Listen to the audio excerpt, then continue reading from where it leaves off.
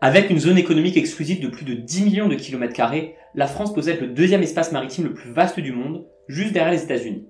Pourtant, la France ne semble pas s'appuyer sur son domaine maritime de premier plan pour affirmer sa puissance.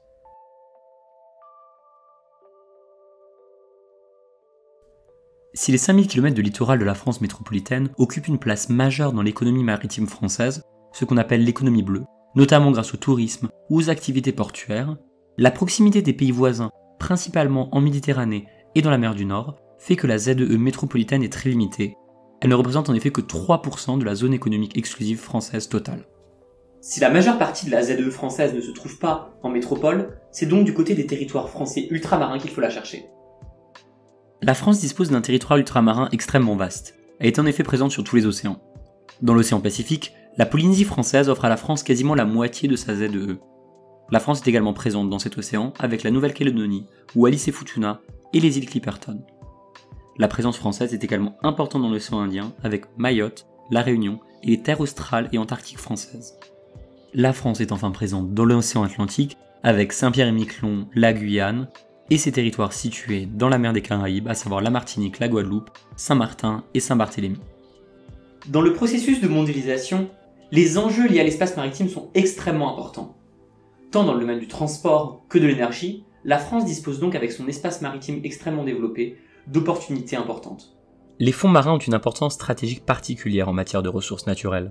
En effet, depuis la Convention des Nations Unies sur le droit de la mer, plus connue sous le nom de Conférence de Montego Bay, il est convenu que l'État côtier a des droits souverains aux fins d'exploitation des fonds marins ainsi qu'en ce qui concerne d'autres activités d'exploitation de la zone à des fins économiques, telles que la production d'énergie à partir de l'eau, des courants et des vents. Que ce soit pour l'utilisation des ressources naturelles comme le pétrole ou pour l'exploitation de ressources halieutiques, il est donc extrêmement stratégique de posséder une ZEE importante.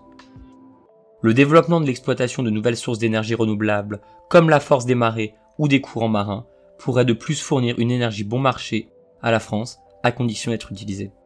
Cette importance stratégique de l'espace maritime crée des tensions géopolitiques dans de nombreuses zones du monde. Si les exemples de la politique expansionniste de la ZEE chinoise en mer de Chine ou des tensions en Méditerranée entre Chypre et la Turquie sont souvent évoqués, il faut savoir que la France a également certains territoires disputés. C'est le cas des îles Éparses, au large de Madagascar. Le gouvernement malgache revendique la souveraineté sur ces terres, vestiges de l'empire colonial français. Ces îles sont ainsi l'objet de tensions récurrentes entre Paris et Antananarivo, surtout depuis qu'Emmanuel Macron a proposé de faire de ces îles une réserve naturelle. Les territoires ultramarins servent également de point d'ancrage à la marine nationale française sur tous les océans. Cette position est d'autant plus stratégique pour la France qu'elle lui offre un positionnement dans l'espace Indo-Pacifique, le nouveau centre de gravité des échanges commerciaux mondiaux. Si l'importante ZEE française offre au pays un levier pour s'imposer comme une grande puissance maritime dans le cadre de la mondialisation, la France semble ne pas saisir l'opportunité qui s'offre à elle. Tout d'abord, s'il est bien un point où la France n'est pas à la hauteur de son potentiel, c'est son réseau portuaire. Pour ce qui est de la France métropolitaine, la position du pays est des plus stratégiques, avec un littoral ouvrant à la fois sur la Méditerranée, sur l'océan Atlantique, mais surtout sur le détroit de Pas-de-Calais, une des routes maritimes les plus empruntées au monde.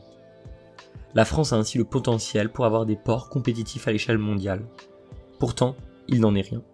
Le premier port de France, celui de Fos, à proximité de Marseille, peine à se hisser dans le top 50 des plus grands ports de commerce mondiaux, tandis que celui du Havre dégringole dans ce même classement. Cette faiblesse des ports français est due en grande partie à la mauvaise connexion entre les ports français et leur hinterland, c'est-à-dire la zone d'attractivité industrielle irriguée par l'économie portuaire.